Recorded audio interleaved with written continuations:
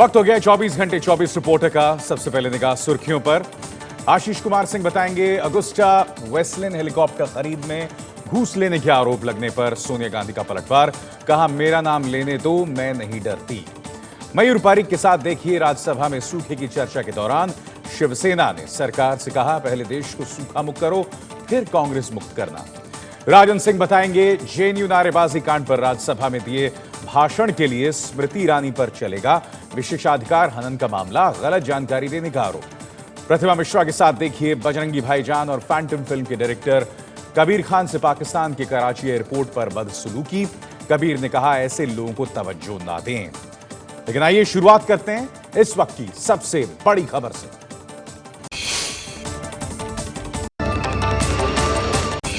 Augusta Westland घूस कांड में सोनिया गांधी का नाम आने से राज्यसभा में हुआ जमकर हंगामा। बीजेपी के सुब्रमण्यम स्वामी ने राज्यसभा में घूस कांड पर बोलते हुए सोनिया गांधी का नाम लिया, जिसके बाद कांग्रेस के सांसद उत्तेजित हो गए और हंगामा करने लगे। 2 बार कार्यवाही स्थगित करने के बाद 12 बजे सोनिया का नाम कार्यवाही से हटाया गया, तब जाकर मामला ठंडा हुआ। सुब्रमण्यम स्वामी का आरोप था कि हेलीकॉप्टर टेंडर की शर्तें बदलने के लिए इटली की कंपनी ने जो घूस दी थी, उसमें सोनिया गांधी का भी हिस्सा था। अगुस्टा हेलीकॉप्टर डील के लिए भारत में घूस देने की दोषी कंपनी फिनमेकेनिका से मोदी सरकार ने एक ही महीने में बैन हटा दिया था। सूत्रों के मुताबिक यह बैन 3 जुलाई 2014 को लगा था और अगले ही महीने अगस्त में इसे आंशिक रूप से हटा दिया गया। 2015 में एयर शो और डिफेंस एक्सपो में हिस्सा लिया। नेवी के साथ इस कंपनी के प्रोजेक्ट्स भी चल रहे हैं। इस बात को रक्षा राज्य मंत्री राव इंद्रजीत सिंह ने 3 मार्च 2015 को संसद में दिए गए एक जवाब में भी माना है।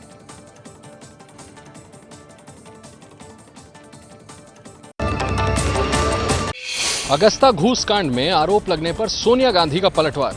कहा, मैं किसी से डरती नहीं। 2 साल तक क्या कर रही थी मोदी सरकार? मैं ये कहती हूँ कि ये आरोप जो है बिल्कुल बेबुनियाद है, निराधार है, झूठ है। आप लोग सरकार में हैं 2 साल से। इंक्वायरी जल्दी से जल्दी बिना भेदभाव कंप्लीट कर दो, सच्चाई सामने आएगी।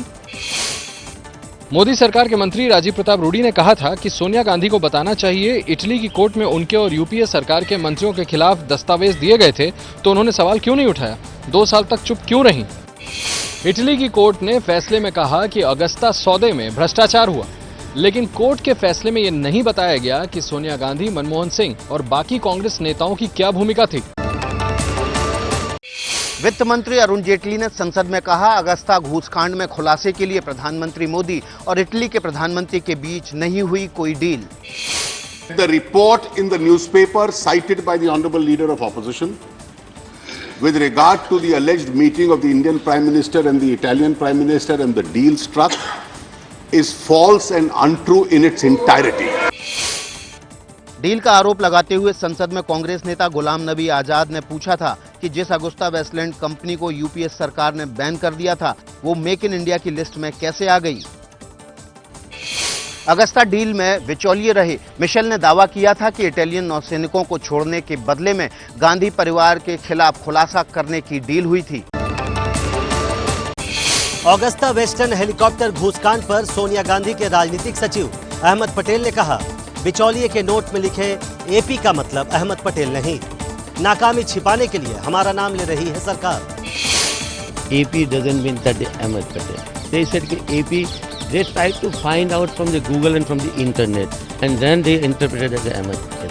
Second thing, today person has given interview in the Hindu paper, जिसमें कहा गया उसने स्पष्ट तौर पे कि ये मेरे हैंड राइटिंग नहीं है और ये मेरी नोट्स नहीं है, ये पता नहीं कहाँ से ले आए। ऑगस्टा वेस्टलैंड सौदे में संदिग्ध बिचौलिए क्रिश्चियन मिशेल के एक कथित नोट में एपी को 22.5 करोड़ रुपए घूस दिए जाने का जिक्र है। अगुस्टा वेस्टलैंड है क्या, जिसको लेकर राजनीति में एक बार फिर भूचाल आ गया है। इटली की कंपनी अगुस्टा वेस्टलैंड के साथ 12 हेलीकॉप्टर खरीदने का सौदा हुआ था। कंपनी ने भारत में इस सौदे के लिए 125 करोड़ के करीब घूस दी थी। घूस देते वक्त भारत में कांग्रेस की सरकार थी और इस घूस का एक बड़ा हिस्सा तत्कालीन वायुसेना अध्यक्ष एसपी त्यागी को मिला। अगुस्ता वेस्टलैंड हेलीकॉप्टर घूसकांड के इटली की अदालत के फैसले में सोनिया के करीबियों का जिक्र तो है, लेकिन नाम किसी का नहीं है। देश के 10 राज्यों में भयंकर सूखे के हालात को लेकर आज राज्यसभा में चर्चा हुई। सरकार ने सूखा प्रभावित राज्यों को मदद की हर सहायता का भरोसा दिलाया, लेकिन विपक्ष इससे खुश नहीं। राज्यसभा में चर्चा के दौरान कृषि मंत्री राधा मोहन सिंह ने कहा है कि 10 राज्यों में 251 जिलों को सूखा प्रभावित घोषित किया गया है और इनके लिए आर्थिक मदद भी भेजी जा चुकी है। 16-17 का जो आवंटन हुआ है राज्य आपदा कोष का 11,364 करोड़ का, उसका भी जो ये 10 राज्य हैं सूखे प्रभावित, उनके 10 राज्यों का प्रथम किस्त भी बिना वोट ऑन अकाउंट के ये राशि भेज दी गई है। ऐसा पहली बार हुआ है।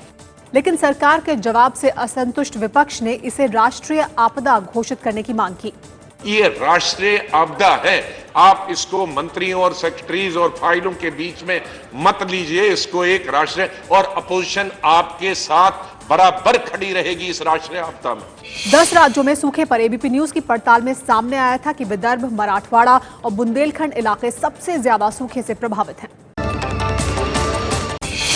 सूखे पर चर्चा के दौरान शिवसेना के नेता संजय राउत ने कहा कि सरकार पहले भारत देश को सूखा मुक्त करे, जिसके बाद ही कांग्रेस मुक्त के बारे में सोचे। संजय राउत ने कहा कि भारत देश में भूखों पेट भारत माता की जय बोलने का कोई मतलब नहीं। जब सूखा मुक्त भारत होगा तो अपने आप देश कांग्रेस मुक्त हो जाएगा। ये हमारी जिम्मेदारी है। देश के 10 राज्यों में इस समय 33 करोड़ लोग सूखे से प्रभावित हैं।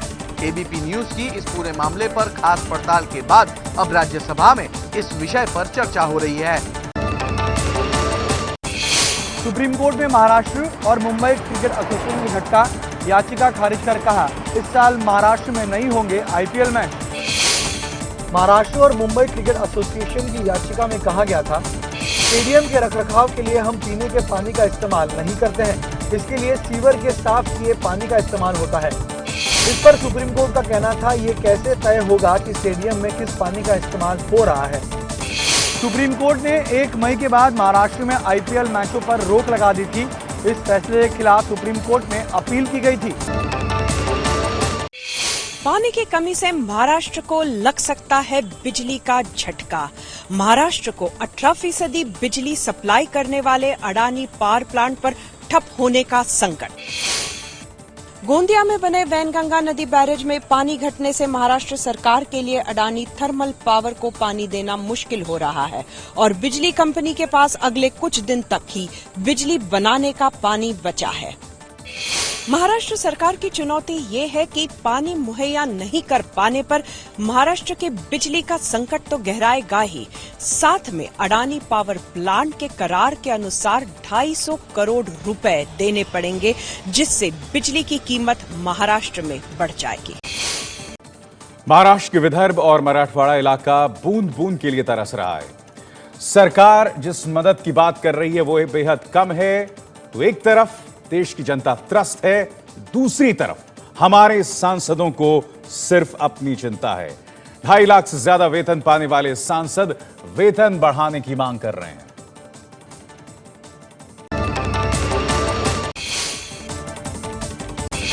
राज्यसभा में समाजवादी पार्टी के सांसद नरेश अग्रवाल ने उठाई सांसदों के वेतन बढ़ाने की मांग।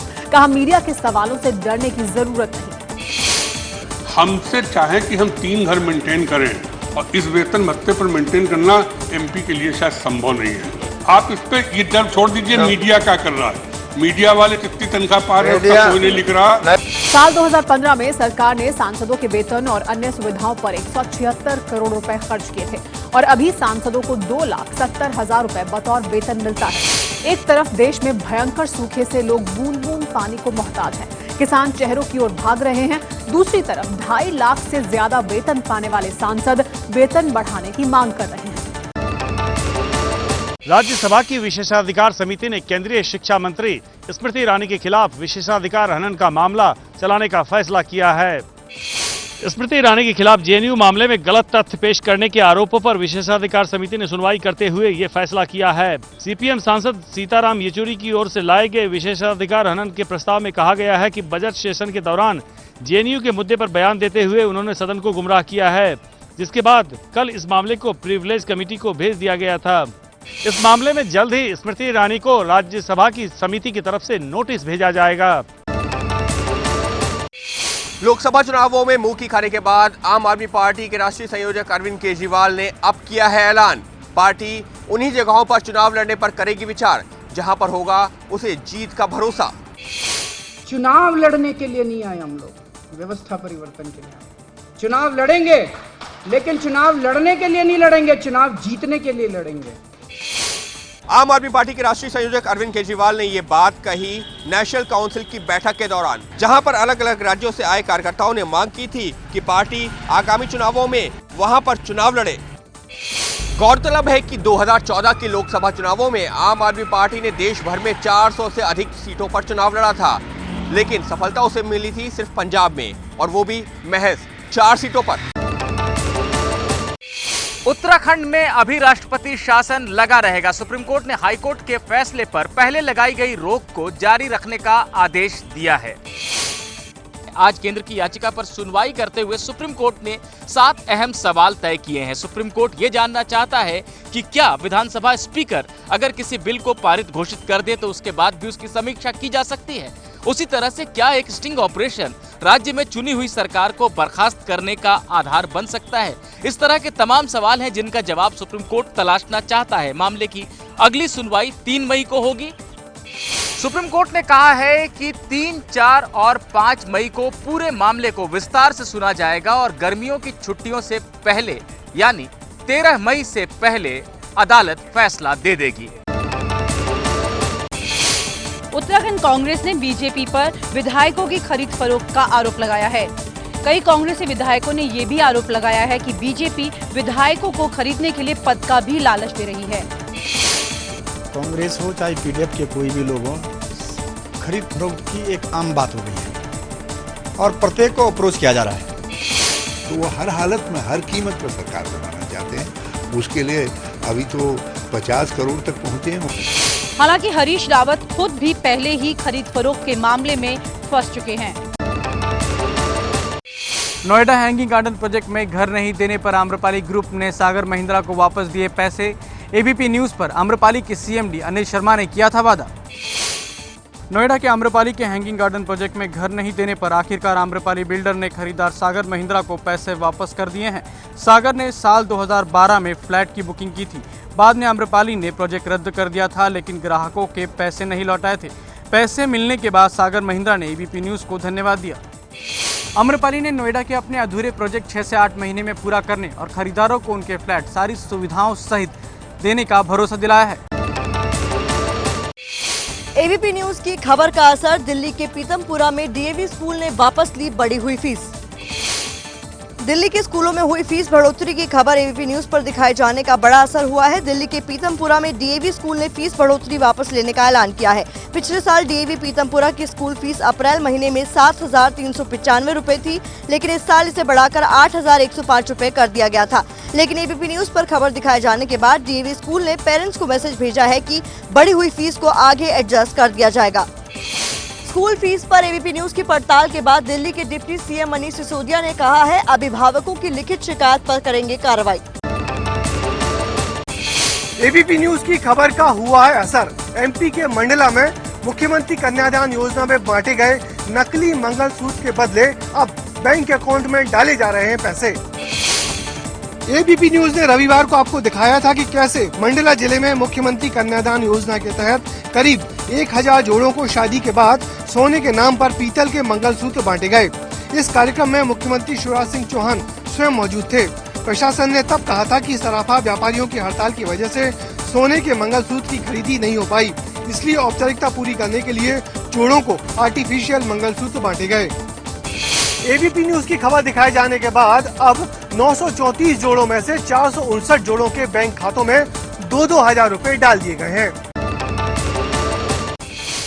पटना में जहरीली शराब पीने से 3 की मौत की आशंका। प्रशासन ने जहरीली शराब से मौत से किया इनकार। इस मामले में जिन संदिग्ध लोगों की मौत हुई है उनके नाम अशोक दास, उमाशंकर राय और मनोज कुमार है। इनके परिजन मौत की वजह जहरीला शराब बता रहे हैं। हालांकि मेडिकल रिपोर्ट में शराब से मौत की पुष्टि नहीं हुई। पुलिस ने इस मामले में एक शख्स को गिरफ्तार किया है।